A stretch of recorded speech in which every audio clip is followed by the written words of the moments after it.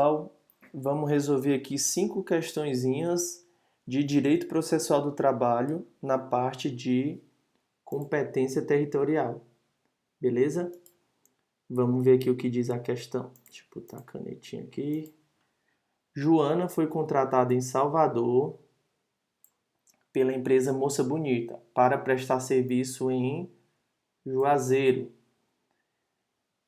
Considerando que Joana reside em Petrolina, eventual reclamação trabalhista que Joana pretenda ajuizar deverá ser distribuída para uma das varas de... Pessoal, o examinador quer saber apenas o local de ajuizamento da reclamação trabalhista. Pelas informações que a gente tem no enunciado, a gente consegue identificar que trata-se da regra geral, tá? Artigo 651 da CLT.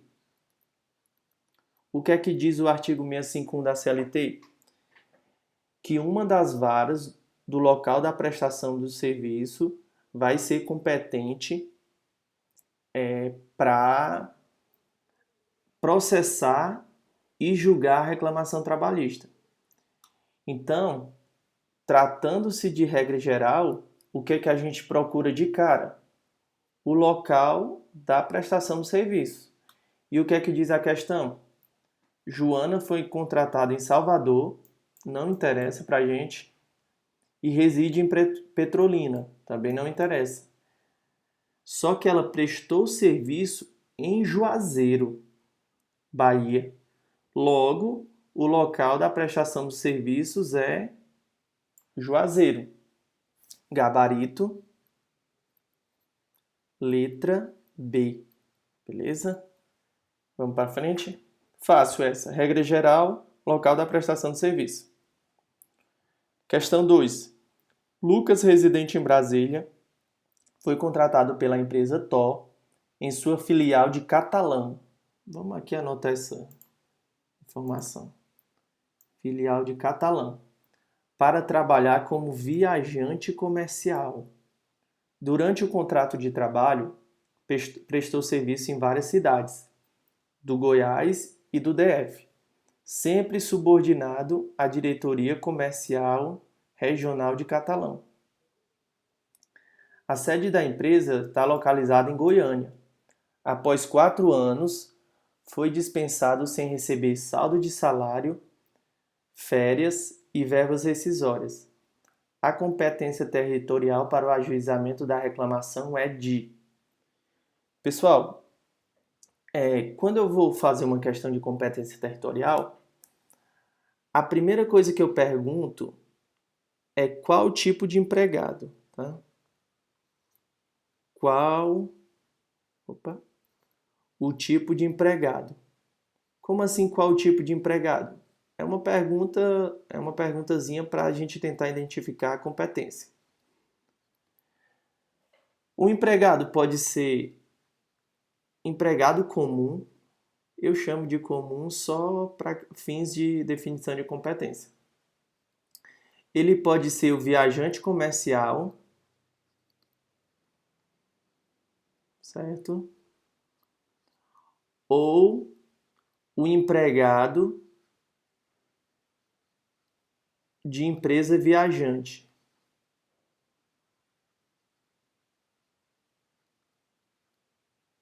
Ainda tem um outro empregado que a gente pode colocar também aqui, que é o brasileiro que trabalha no exterior, que trabalha em filial no exterior. Ficou apertado, mas deu certo. Então, a primeira coisa que a gente deve se perguntar é qual é o tipo de empregado. O enunciado já me disse aqui, o empregado é o viajante comercial. Sendo viajante comercial, eu caio em uma das exceções, porque o empregado comum é a regra geral, tá? Que é o caput do artigo 651. A competência está toda no artigo 651. O caput é a regra geral. O viajante comercial é uma exceção, parágrafo 1º do artigo, tá? O empregado de empresa viajante, parágrafo 3º. E o brasileiro que trabalha em filial no exterior é o parágrafo 4º.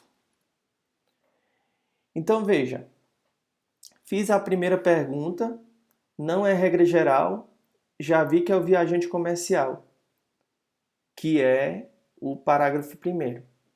Tá. E qual é a regra do viajante comercial? A regra é que ele vai poder ajuizar a ação em uma das varas do trabalho, primeiro, vou botar aqui a primeira, do local a que ele esteja subordinado.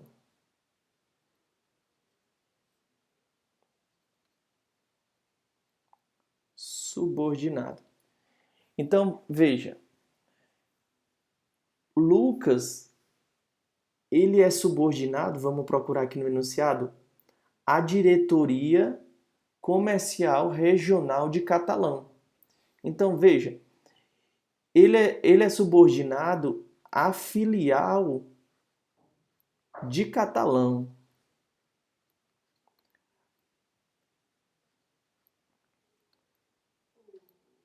Pronto, pessoal. Resolvemos o critério competência, porque a gente descobriu aqui que ele é sim subordinado a uma filial, que é a de Catalão.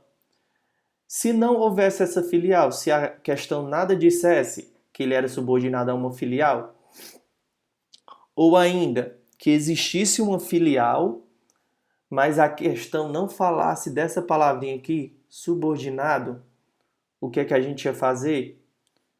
A gente ia procurar no enunciado, tá? Opa, peraí, galera, que deu um nó aqui na caneta.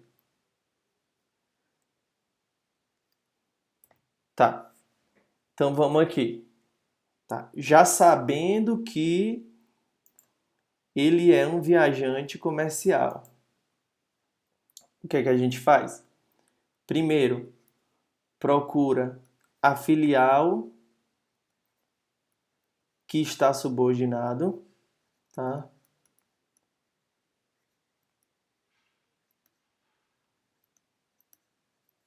Não existindo, na falta, o artigo diz assim, na falta, o parágrafo, na verdade, a gente vai procurar o local do domicílio,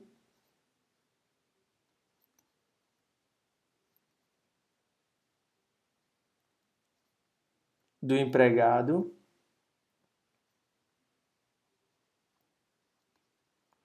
ou, veja só, é um ou, galera. Ou pode ser um ou outro. Ou localidade próxima. A doutrina diz que é a vara do trabalho mais próxima da residência do empregado, né? Do domicílio do empregado. Localidade próxima. Ou seja, tratando-se de viajante comercial, a primeira coisa que eu procuro é a filial que ele está subordinado. Não encontrando, eu vou para o local do domicílio do empregado ou localidade próxima. Então vamos voltar aqui na questão. Então a questão falou que Lucas é viajante comercial, certo? Que prestou serviço em várias cidades e que está subordinado à diretoria comercial de Catalão. Pronto, galera. Tem muita informação dizendo que ele é residente em Brasília, prestou serviço em várias cidades. Não importa que a sede da empresa é em Goiânia, não importa. O que vai importar para a gente é essas duas informações. Que ele é viajante comercial e que ele está subordinado à diretoria comercial de Catalão. Ou seja, a competência para o ajuizamento da reclamação trabalhista é de letra A, Catalão, por ser a sede da filial que esteve subordinado, certo? É de qualquer cidade onde ele tenha trabalhado? Não, exceto Brasília, nada a ver. Brasília, por ser a capital federal, errado. Isso daqui não era para estar aqui, errado. Goiânia, por ser a sede da empresa, errado. Goiânia, Catalão ou Brasília. Pessoal, cuidado, tá? O viajante comercial, a doutrina traz como exemplo o vendedor que trabalha viajando em várias cidades, assim, tipo do interior. Vamos dizer que ele trabalha em uma cidade, tá? Ele trabalha em 3 cidades de Goiás. O local de prestação de serviço onde foi? Foi nas 3 cidades, certo? Só que aqui, pessoal, não é regra geral. O viajante comercial, a regra é que a competência é do local onde há filial que esse empregado é subordinado. Então, cuidado para não confundir e dizer que é qualquer local de prestação do serviço. Não é, tá? Tá errada essa informação. Então, aqui ficou o gabarito letra A. Beleza? Vamos continuar. Terceira questão.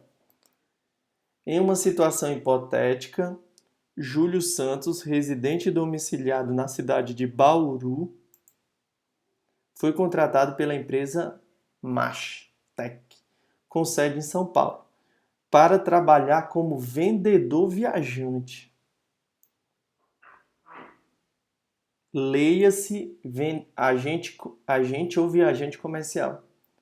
Aí ele diz onde ele trabalhou, nas cidades de Botucatu, São Manuel, Lençóis Paulistas e Agudos. Júlio estava subordinado à filial da empresa localizada em Campinas, reportando-se ao gerente de vendas. Peraí, galera. Reportando-se ao gerente de vendas por meio do relatório de atividade. Então ele era vendedor, deixa eu botar a caneta aqui que saiu. Vendedor viajante, estava subordinado à filial de Campinas. Em fevereiro de 2018, Júlio foi dispensado sem justa causa, sem que, no entanto, fossem quitadas as verbas rescisórias, a que tinha direito, razão pela qual pretende ajuizar a reclamação trabalhista. A reclamação trabalhista deve ser ajuizada na cidade de... Galera, mesma situação na questão passada. Vendedor viajante é o viajante comercial, tá? É o viajante comercial. A doutrina também chama de vendedor viajante. Beleza. Já descobrimos que é viajante comercial. A primeira coisa que a gente vai procurar é a sede a que ele está subordinada. A filial, na verdade. E diz que essa filial é em Campinas. Então veja, galera, ó, ele prestou serviço em Botucatu, São Manuel, Lençóis Paulistas e Agudos.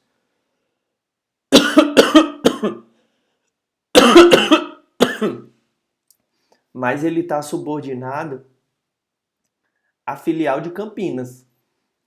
Então, o local de ajuizamento da ação é Campinas, porque Júlio está subordinado àquela filial, beleza? Então, gabarito, letra C. Questão 4. Nos termos da Lei 13.467, que é a reforma trabalhista, a exceção de incompetência territorial a ser arguida pelo reclamado deverá ser apresentada. Pessoal, Reforma trabalhista, tá? Muito cuidado, foi cobrado aí nas últimas provas de TRTs e no TST quando teve. O, o prazo para ajuizamento da ação é 5 dias.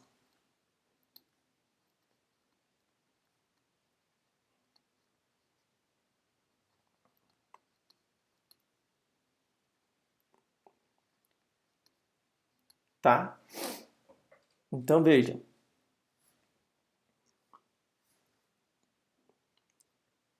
Dez dias já foi. Em audiência errado.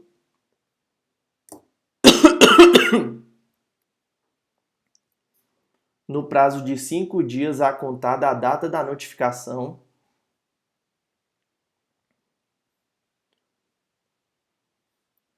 Então veja, ficou aqui 3 alternativas. Aí agora eu quero falar com vocês, zerei aqui a tela, para falar que teve mudança com a reforma trabalhista. Deixa eu fazer aqui um quadrozinho para a gente entender. Antes da reforma e depois. Tá? Repara na letra não, galera. Pessoal, antes a exceção de incompetência ela era apresentada como uma preliminar de defesa.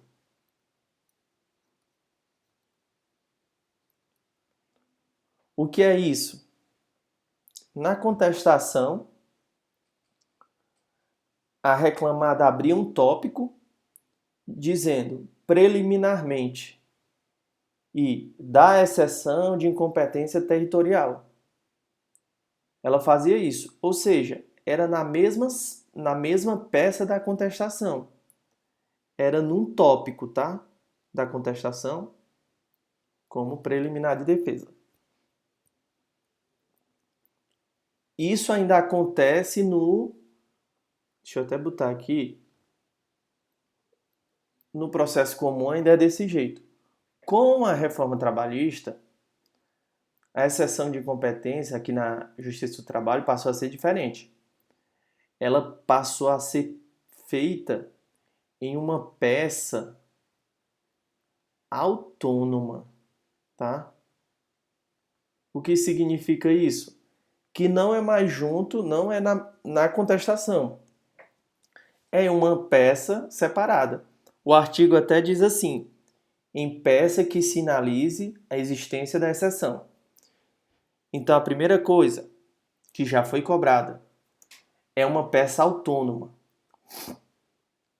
Alguns também dizem que pode ser chamado peça apartada. Tem autores que diferenciam peça autônoma e peça apartada. Eu acredito que a questão vai cobrar essa diferenciação. Então, teoricamente, as duas estariam corretas, peça autônoma ou peça apartada. Segunda coisa, quanto ao prazo, né? Antes, era o mesmo prazo da contestação. Ou seja, era na audiência. Na audiência apresentava-se a contestação e na contestação teria a preliminar. Agora é 5 dias da notificação, tá, pessoal? Então perceba, se a parte, o reclamante, né, o empregado, entra com uma ação, essa ação vai ser em face de uma empresa, claro, normalmente. Pode ser em face de uma pessoa física também, mas enfim, é em face de uma empresa. Essa empresa vai ser notificada, certo? Que existe uma reclamação trabalhista contra ela. Isso vai ser o start do prazo para que ela possa entrar com a exceção de incompetência territorial. Então, em 5 dias da notificação, ela vai poder entrar com a exceção de competência territorial. Pessoal, esse prazo, apesar de na CLT não ter, ele é em dias úteis, porque é um prazo processual e agora os prazos processuais são contados em dias úteis. Porém, a redação da CLT não diz dias úteis ou dias corridos. Se aparecer só 5 dias, tá certo, pessoal, é letra de lei. Agora, se ele botar 5 dias corridos, aí estaria errado, entendeu? Vamos aqui para outra coisa.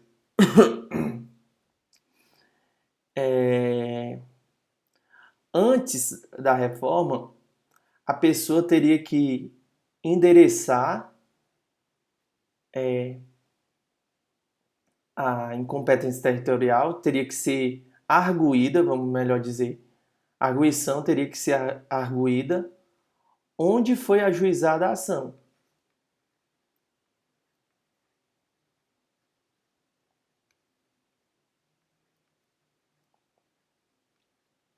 Tá? Então, antes da reforma, vamos dizer que a pessoa trabalhou em Fortaleza. Trabalhou em Fortaleza durante 5 anos e se mudou para Brasília. Em Brasília, ela decide ajuizar a reclamação contra o ex-empregador que está lá em Fortaleza. Antes da reforma, a parte ia ajuizar a reclamação em Brasília e o empregador, a empresa, teria que arguir essa exceção de incompetência no local onde foi ajuizada a ação, tá? Só que agora, com a reforma, a parte vai poder apresentar a exceção de incompetência no local, no foro, né, no local onde entende competente, tá? Então, nesse caso, a pessoa, o empregador lá ia ajuizar a exceção de competência territorial em Fortaleza. Então, veja que houve algumas mudanças no rito. Tem mais algumas coisas, não vou falar, isso vai ser o suficiente para a gente resolver a questão. Então tá, o prazo é 5 dias. A contar da notificação, letra A, certo? Como preliminar de defesa, não, galera, é em peça apartada ou peça autônoma. Eu gosto mais desse autônomo. Já foi cobrado assim, como peça autônoma, tá? No prazo de 5 dias a contar da notificação, certo? Em peça autônoma, olha só. Tá aqui. Nosso gabarito. No prazo de 5 dias que antecede a audiência, em peça apartada a contestação. Galera, o erro tá aqui, né? 5 dias que antecede a audiência? Não, pessoal. 5 dias a contar da notificação, tá?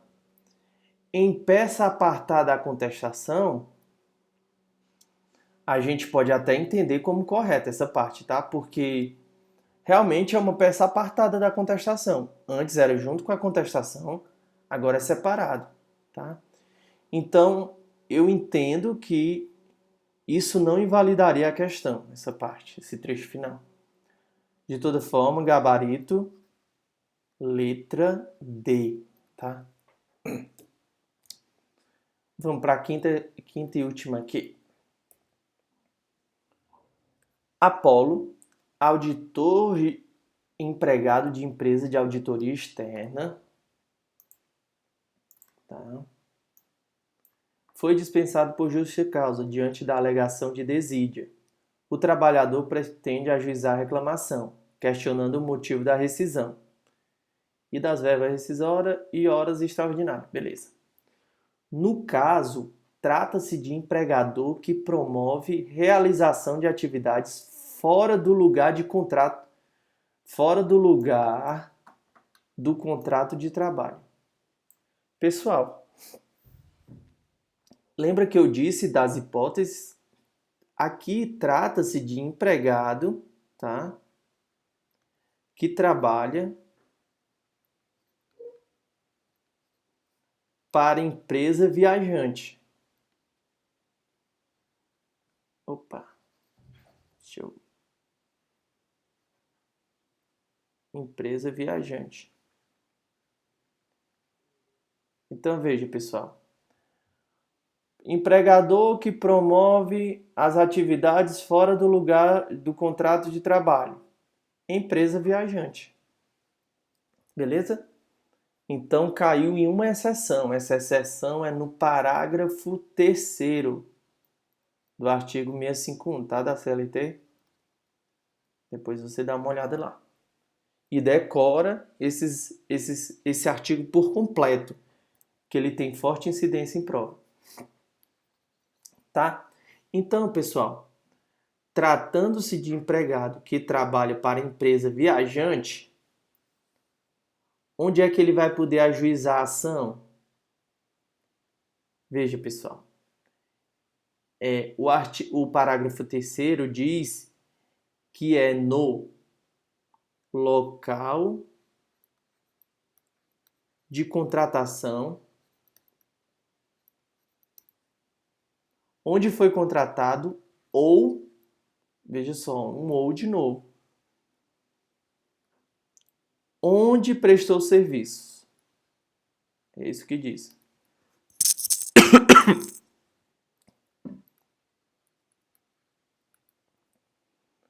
Local do contrato onde prestou serviço. Vamos ver se tem. De acordo com as regras, a Apollo deverá ingressar com a ação somente no local da prestação de serviço. O somente invalidou, né? No foro de celebração do contrato ou no da prestação de serviço. Gabarito. Letra C. Não havendo regras na CLT sobre a matéria, poderá escolher qual comarca do estado em quem tem seu domicílio. Pessoal, nada a ver isso. Não existe. No foro de eleição, pessoal, contratos de trabalho é vedado, tá? É inválida a cláusula de foro de eleição, tá? Não pode. Pode até estar lá, mas a justiça vai declarar inválido. Na sede da empresa ou na capital do estado em que ocorreu a contratação. Errado. Então veja, pessoal, gabarito letra B. Anote aí, gabarito, tá meio bagunçado aqui, mas gabarito letra B. Eu quero só falar um pouco sobre essa empresa que realiza atividades fora do lugar do contrato. A doutrina cita empresa circense,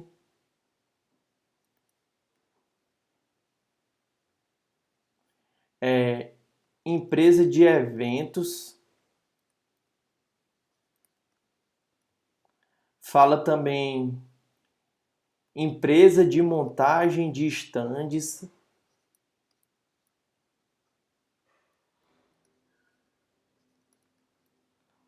ou seja, galera, empresas que, por exemplo, circo. O circo, cada semana, mês, ele vai estar num município diferente. Empresas de evento e de montagem de stand, mais aquelas que, por exemplo, uma empresa que trabalha organizando determinado show de música sertaneja. Cada mês, semana, vai estar numa capital, numa cidade de um estado. Empresas que montam estandes. Normalmente essas empresas, elas participam de feiras, né? Essas empresas, elas são contratadas, na verdade, para montar estandes em feiras. Isso quer dizer o quê?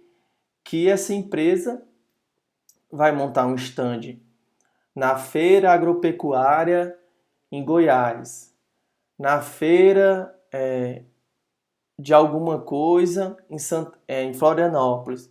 Ou seja, é uma empresa que presta serviço fora do local de contrato, do contrato de trabalho, que é a que a gente chama empresa viajante.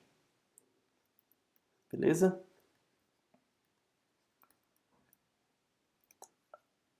A última coisa, né? Tá. E se a pessoa escolher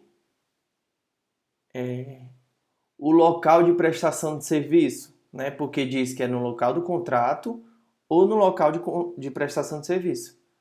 Aí ele pode escolher. Vamos dizer que o cara tenha prestado serviço aqui em Floripa, Curitiba e Maceió.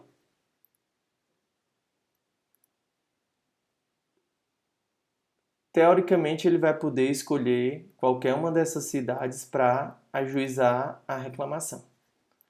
Beleza? Galera, é isso. A gente fez aqui 5 questões, algo rápido, tá? Se inscreva no canal. Esse canal tem a intenção, o objetivo de que o candidato ele possa aprender por meio de resolução de questão. Então inscreva-se no canal, compartilhe esse vídeo. Valeu!